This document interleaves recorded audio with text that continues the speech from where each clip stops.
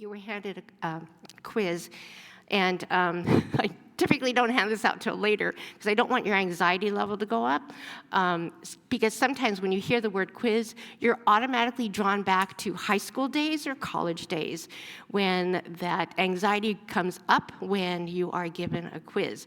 So I will say this, there are no wrong answers. It will not be graded, and you will not be turning this in. So do not worry. So allow your anxiety rate to go down and your peace quotient to go up. Worries and, also one more thing.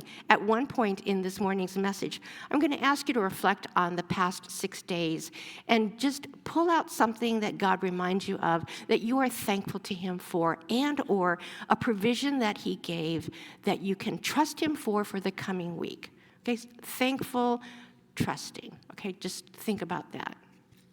I'd like to do that for those who just need a little bit more time in thought. All right. Worries and stresses. As Pastor Dan mentioned, this is a message on transformative rest and how we can turn the world upside down, found in Acts 17, verse 6. Turning the world upside down, which isn't the best translation, but really by turning it right side up. Turning the world upside down by turning it right side up, because since the fall, our world has been upside down. We've just been acclimated so well to it, so much to it, that we think this is normal. But God's kingdom is normal. That's His plan. And so He has asked us to partner with Him to turn the world right side up. But in this world and in our lives, we have worries and stresses. We have work stresses. We have that heavy workload, that report that's due. We have probably too many responsibilities. We have life stresses, do we not? Emotional problems. We suffer from depression and health matters, anxiety, grief, anger, guilt, low self-esteem. We have internal stresses such as unrealistic expectations, and we feel stressed particularly when things don't go as expected.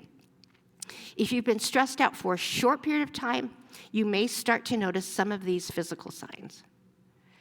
Headaches, fatigue, difficulty concentrating, irritability, high blood pressure. And these are just to name a few manifestations of stress.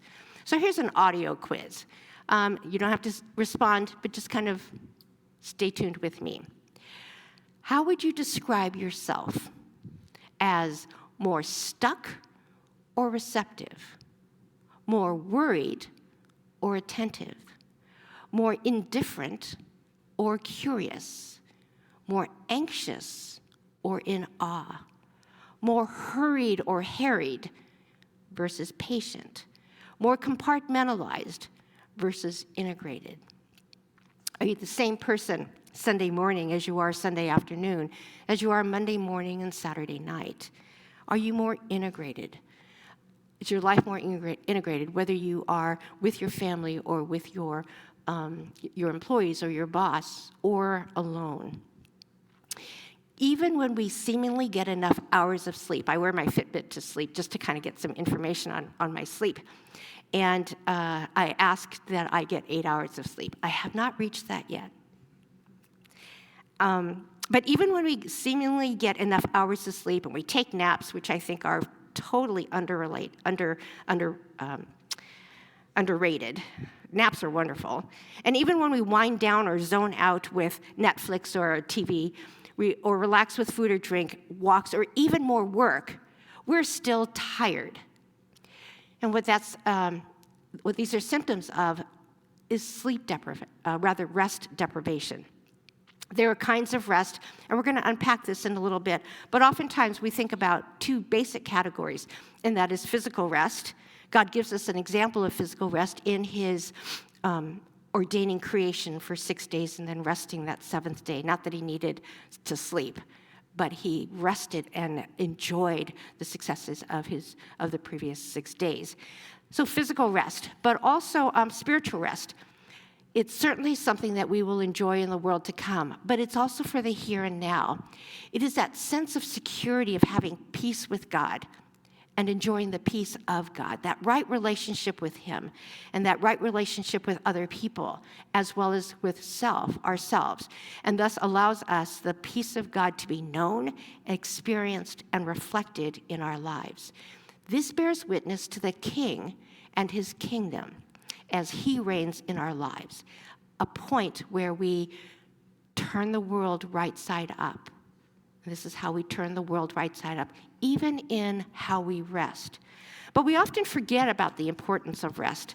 It's safe to say, though, that the person I'm going to reintroduce you to, don't worry, it's no one here, reintroduce you to experienced stress and worry. He's someone you're already familiar with.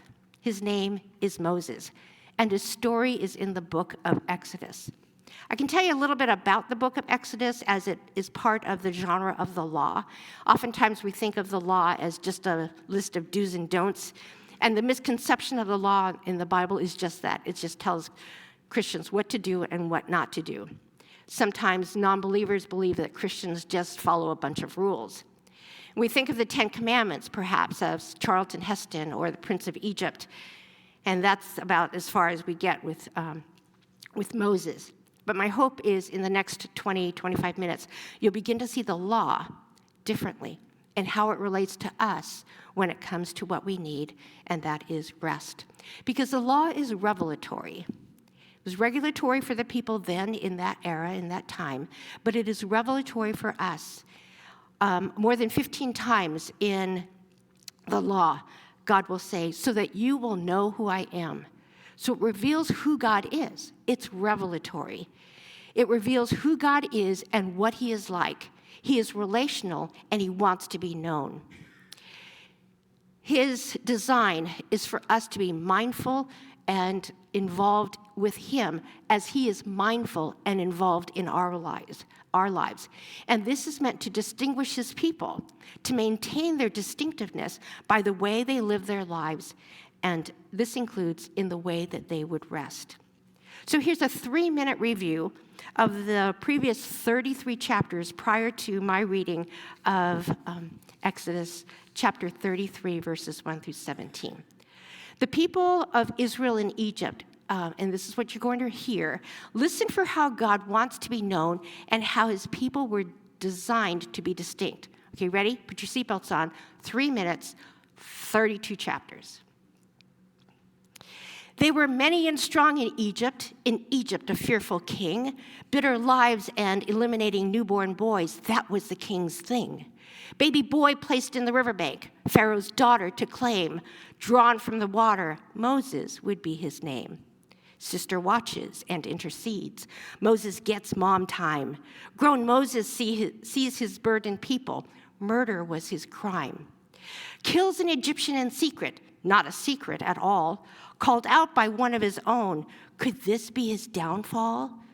Oh, on Pharaoh's most wanted list, Moses takes off for his life, a fugitive in Midian, and he's given a wife. Meanwhile, back in Egypt, people of Israel cry out and groan. God heard, remembered, saw, and knew, and sought Moses, the disowned. At the burning bush, God speaks. Here I am, is Moses' reply. Yet he questions, fears, doubts, and refuses when God gives every reason to rely. God is angered. Aaron comes alongside. Together they say to Pharaoh, let my people go. Don't turn a blind eye. Pharaoh says, no way. Plague after plague, his heart is hardened. God was certainly not vague. Final plague of death for the firstborn animal and man, people of Israel spared by the blood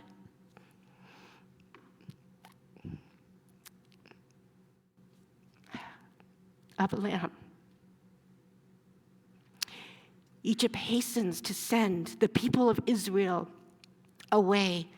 Passover instituted, strong hand of God made the way. Pillar of fire by night, pillar of cloud by day, camped by the sea, Pharaoh still wants his way. Chased down by Pharaoh and his men, no thanks to you, Moses, we're going to die. So many now oppose us. Moses stretches his hand, the Red Sea parts. The Red Sea separates, a crossing on dry land, a miracle instead of dire straits. Stuck chariots and panic for the Egyptians in hot pursuit, Waters returned with Moses' outstretched hand. No Egyptian survivors, no escape route. The Israelites choose to grumble. No water, bread, or meat was the test. God's provision included manna. Collect for 6 days, and on the 7th, rest. Thunder, lightning, cloud, fire on Mount Sinai, the 10 Commandments, these words spoken. The longest one on rest. This was not to be broken. Tabernacle instructions given. Here God would dwell. Sabbath instructions again given. Its benefits would compel. 10 Commandments written revealed the God his people were to know. A golden calf down the mountain jeopardized God's presence with his people to go. If you want to follow along with me as I read Exodus chapter 3, verses 1 through 17. Then the Lord said to Moses, leave this place, you and the people you brought up out of Egypt, and go to the land I promised on oath to Abraham, Isaac, and Jacob, saying, I will give it to your descendants. I will send an angel before you and drive out the Canaanites, Amorites, Hittites, Perizzites, Hivites, and Jebusites. Go up to the land flowing with milk and honey. But I will not go with you, because you are a stiff-necked people, and I might destroy you on the way. When the people heard these distressing words, they began to mourn, and no one put on any ornaments. For the Lord had said to Moses, tell the Israelites, you are a stiff-necked people. If I were to go with you, even for a moment, I might destroy you. Now take off your ornaments, and I will decide what to do with you. So the Israelites stripped off their ornaments at Mount Horeb. Now Moses used to take a tent and pitch it outside the camp some distance away, calling it the tent of meeting. Anyone inquiring of the Lord would go to the tent of meeting outside the camp. And whenever Moses went out to the tent, all the people rose and stood at the entrances to their tents, watching Moses until he entered the tent. As Moses went into the tent, the pillar of cloud would come down and stay at the entrance while the Lord spoke with Moses. Whenever the people saw the pillar of cloud standing at the entrance to the tent, they all stood and worshiped, each at the entrance to their tent. And the Lord would speak to Moses face to face as one speaks to a friend. When Moses would return to the camp, but his young aide Joshua, son of Nun, did not leave the tent. Moses said to the Lord, you have been telling me, lead these people, but you have not let me know whom you will send with me. You have said, I know you by name, and you have found favor with me. If you are pleased with me, teach me your ways, so that I may know and continue to find favor with you. Remember that this nation is your people. The Lord replied, my presence will go with you, and I will give you rest. Then Moses said to him, if your presence does not go with us, do not send us up from here. How will anyone know that you are pleased with me and with your people unless you go with us? What else will distinguish me and your people from all the other people on the face of the earth? And the Lord said to Moses, I will do the very thing you have asked, because I am pleased with you, and I know you by name. Can you imagine Moses' his life, and his internal stresses? But transcending it all, what was it that Moses knew about God through his relationship with him? And I'll give you a clue now that transformative rest, as Pastor Dan had mentioned, transformative rest is found with God and in his presence.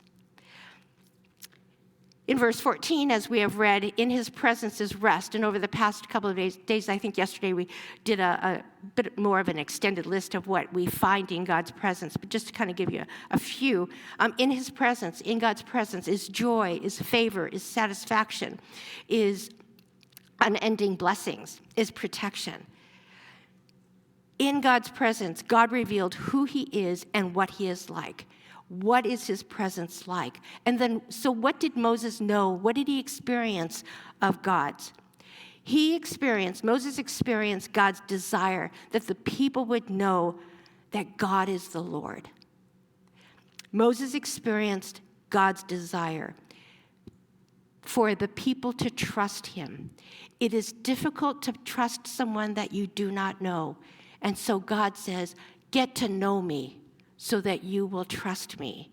Trust is crucial in following God, obeying him, and experiencing his rest. So Moses knew and experienced God's desire that the people would know God. Moses knew and experienced God's power. We see this in the thunder and the lightning and the smoke and the fire on top of Mount Sinai.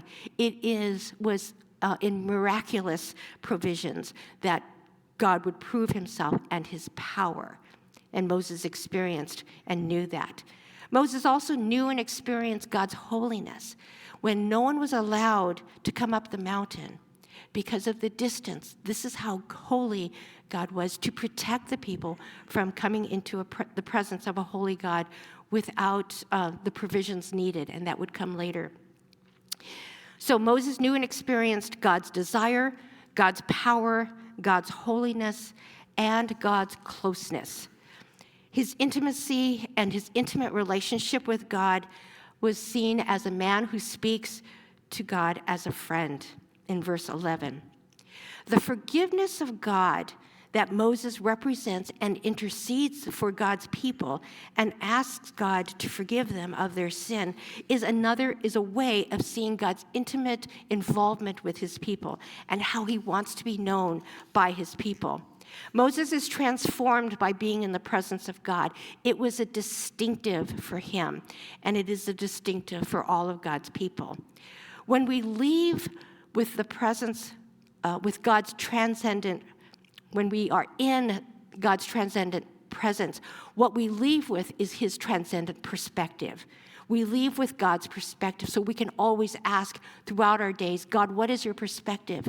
Having spent time with God, he knows our desire to know him and now to trust him. See, it's not about us.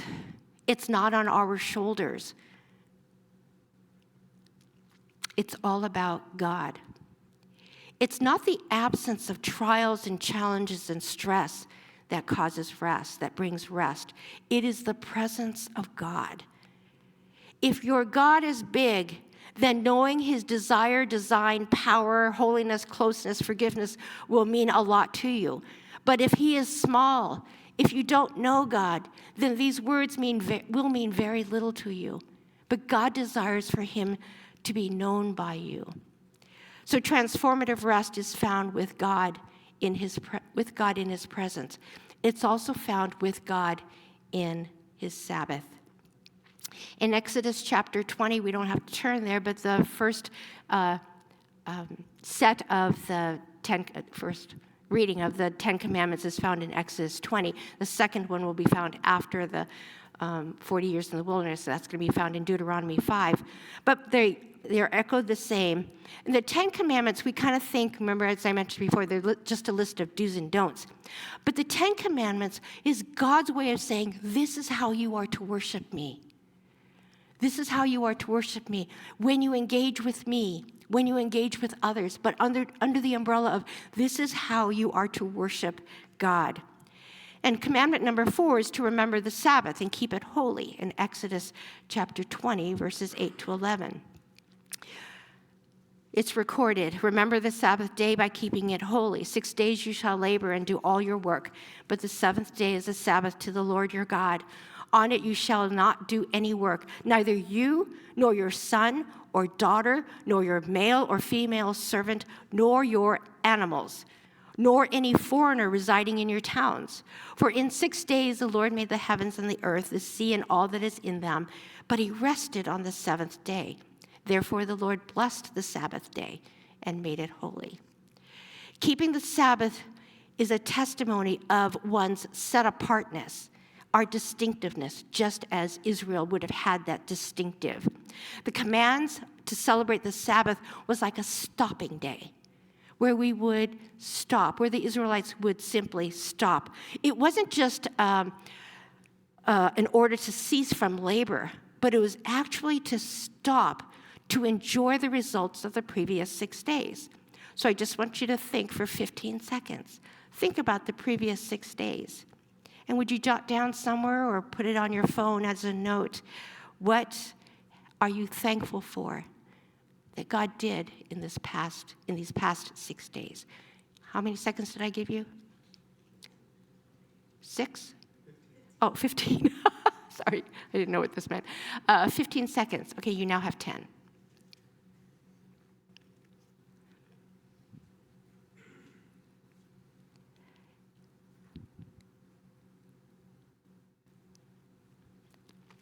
So you can begin to see that the kind of rest that God desires for us is different. It's different than what our culture says that we should have or feel entitled to. For a freed people, freed from slavery in Egypt, the Sabbath was great news. See, they were so used to working 24/7 without a day off, without vacation time, without PTO. It was just constant work. It was slavery. Yahweh is, in effect, telling them that they no longer need to live as slaves, toiling in Egypt, where there was no day of interruption from the 24/7 forced labor. No one, and this included their working animals, in this new society, no one was to slave away for 24/7. That was a thing of the past. Now that they belonged to Yahweh, they could enjoy a healthier rhythm of work and rest. But God knows our propensity to work. He knows our propensity, really, to desire to be a slave for goals that are not His.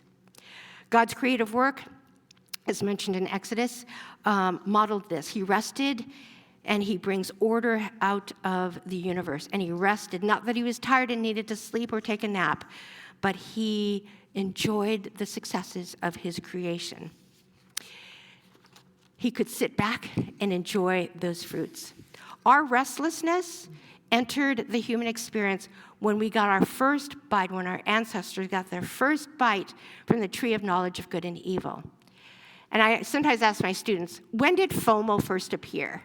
Well, if you Googled FOMO, fear of missing out, it came on our radar in 2004, and the Oxford English Dictionary included it in their dictionary in 2013. So when I ask, when did FOMO start, they're thinking, a couple of decades.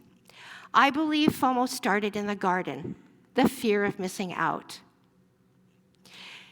And we can see evidence of FOMO in our lives. How many times do you check your email inbox? How many times do you check your news feeds?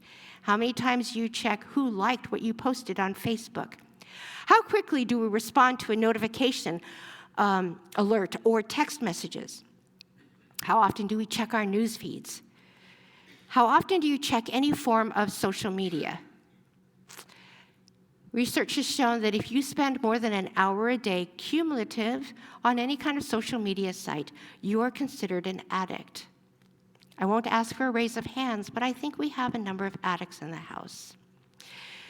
And why is it then, amid these things that bombard our times, where we think, I'll just rest, I'll just check my Netflix, or I'll just check Facebook, or I'll just check Instagram, how we chase after these false substitutes for rest, which really isn't rest at all. If I could just click on one more episode or film on Netflix, which actually negatively affects the time it takes to fall asleep and the quality of our sleep. And we wonder then why we're so tired and drained the next day. Where can we go? Where can we go? Where we can leave our disappointments, our fears, our anxieties, our sorrows, our brokenness, our messiness, our misspoken words, our lack of impatience, our failure to see others made in the image of God, and our insatiable need to control. Where can we leave those? Where do we go? To the presence of God, who is always before us. And we bring it to Sabbath. We'll get into Sabbath beyond a one-day Sabbath. But where can we go? It's in his presence. It's in his Sabbath, where we can reflect on the past 6 days and we can respond with gratitude. And as we do, we can also allow ourselves to trust for the next 6 days, for the next coming days. So I want you to think about what's coming up on your schedule. Without looking at your phone, without looking at your calendar, you probably know that there's a meeting coming up this week, or you're going to have lunch with someone, or you have dinner plans with your spouse. You have something coming up. Would you think for just the next 30 seconds, God, how will you provide for that conversation, for that encounter? How will we trust God for what's coming up that we know of in the next 6 days? You have now 30 seconds.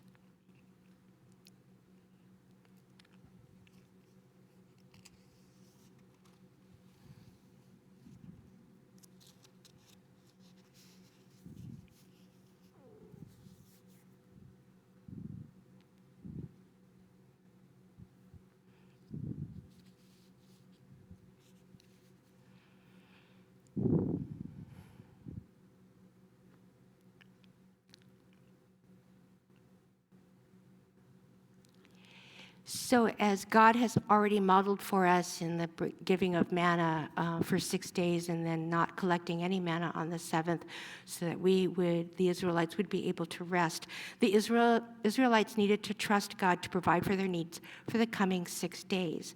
God's people need not scramble to provide for themselves. We can rest in God's gracious and abundant provision. As His creation, we are able to base our trust on who He is and how He wants us to trust and how He provides. This Sabbath was a continuing means for Israel's reflection upon the presence of Yahweh and a continuing means of sensitizing Israel to the reality of God's presence, alertness, and awareness, mutually of God to them and them, of course, to God. So too for us, it's a continuing means of sensitizing you and me to the reality of God's presence, becoming more alert, more aware of His past and present and my need for current and future dependence on Him. That's what makes it transformative. We're not relying on the things that the culture or society says, but we're leaning and depending on God.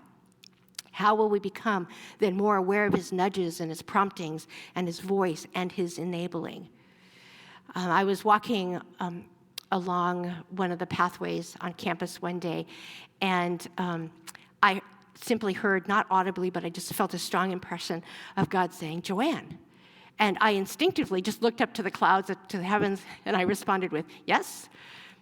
And the Lord simply said, "I just wanted to let you know how much I love you." Do you think that would impact where I was headed and who I would have a conversation with? So the operative question here is, when were the last 2 times you heard that God loved you? Because His love is transformative. Will we let ourselves to hear God frequently say, "I just wanted to tell you how much I love you"? As we mentioned yesterday, that we become conduits of the abundance that we have received, not to hoard it, what do we call that? Spiritual constipation. But in order to be a conduit of what we have already abundantly received. So again, it's not on us. It's who God is, how He provides abundantly so that we can give to others what we already have abundantly received. But sometimes unrest or rest deprivation gets in the way. So if you pull out that little missing rest quiz in front of you, and again, there are 12 questions there. 2 seconds per question? So how about if I give you, maybe 4 seconds. I'll give you 1 minute. And when you just go down the list, it simply asks you, true, false, real quick. And apologies if it brings you back to anxiety of being in college or high school.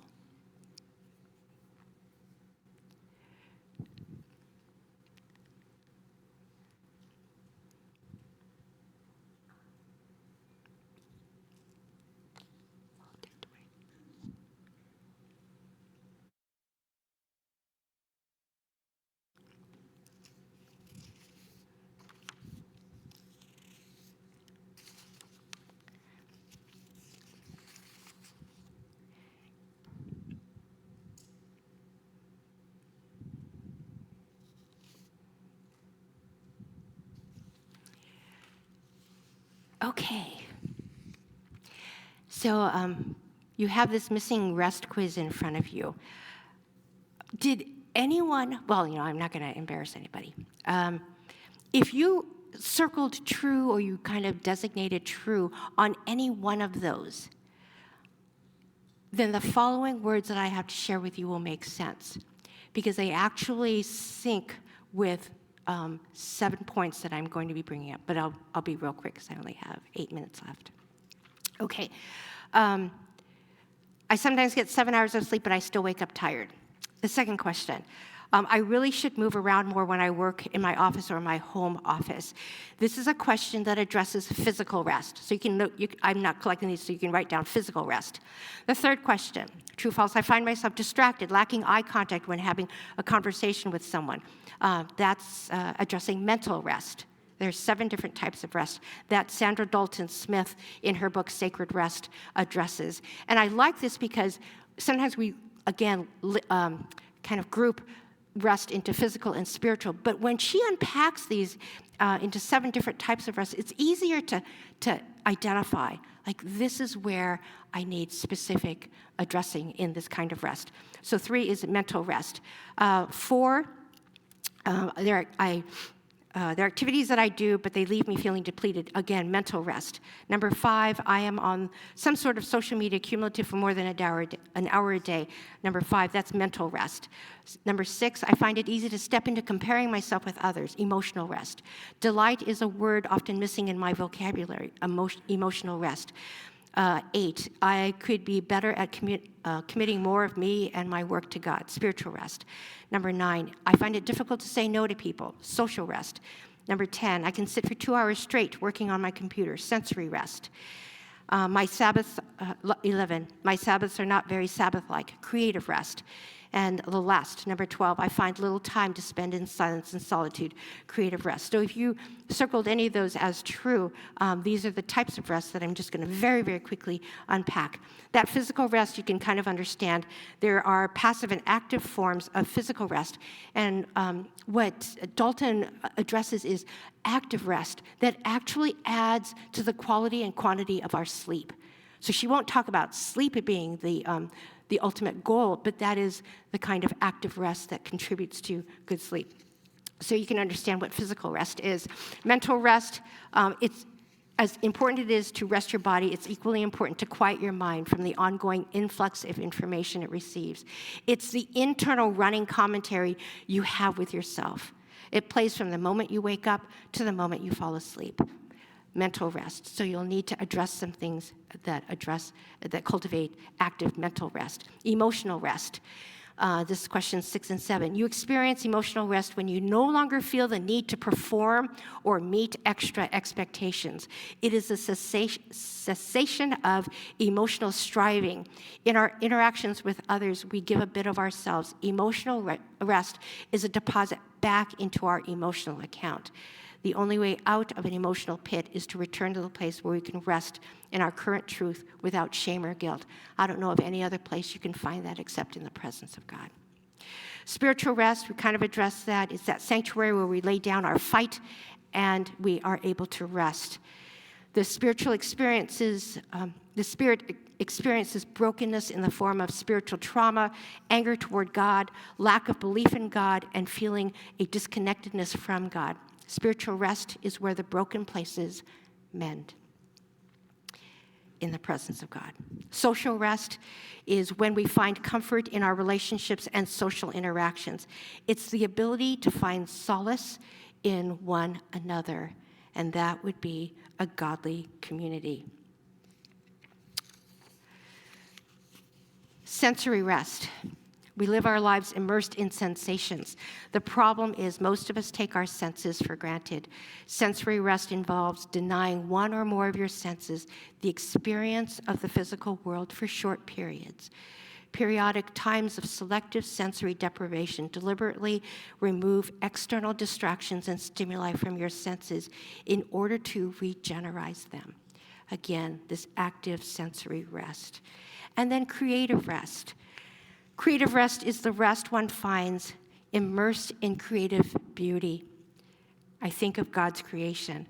This creative rest is why many people feel peaceful when in the mountains or at the beach or when observing great paintings or listening to classical music. Whether natural or man-made, all beauty is creative work. Our souls, God knows what our soul yearns for, and it yearns to be awed and captivated. Creative rest allows us to focus on our basic need, and that is to wonder.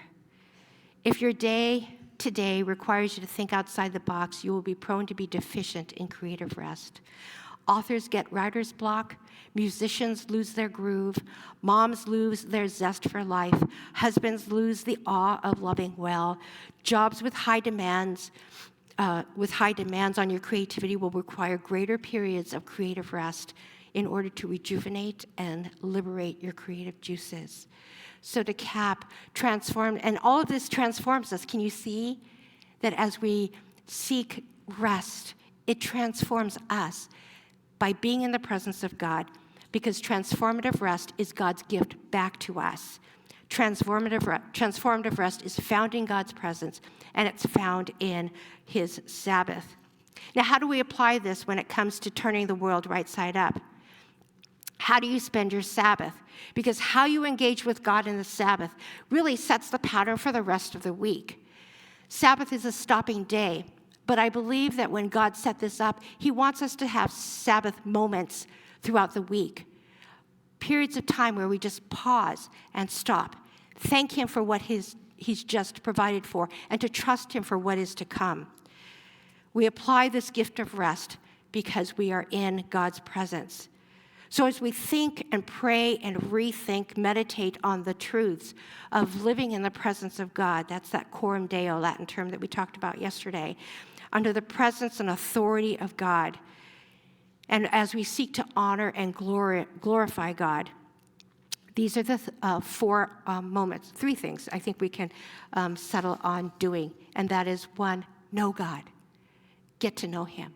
And the only way you can do that is in his revelation, special revelation in terms of Scripture. Get to know who Jesus is, the incarnate God. You can always ask, God, what are you revealing about yourself?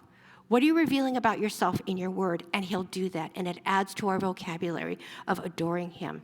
Remember in Exodus 33:13, Moses writes, teach me your ways so that I may know you and continue to find favor with you. Get to know God.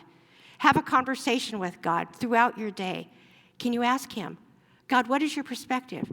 God, what do you think about this matter? God, you already knew this was going to happen. How do you want me to respond? So know God. Secondly, cultivate an awareness of him. As you thought about those 6 days, you're bringing awareness to his presence in your life over the past 6 days. How will you trust even more in his unfailing love in this world that we are immersed in his unfailing love? As you see the evidence of his presence in creation, in community, in the events of our lives, in those that we have relationships with, the evidence of God's unfailing love. And third and lastly, let God's Spirit have his way. Let him have his way. As you grow your alertness to God and his provisions, greet him with gratitude. Allow the Spirit to grow a deeper dependence on him, and that speaks of obedience. Empowered by his Spirit, we can live out our pedigree, our distinctiveness to a watching world. And every time you do, you are transformed. You are deepening your relation to the God who is always present, the God who will always provide, and the God who will always be worthy of your trust. Would you pray with me?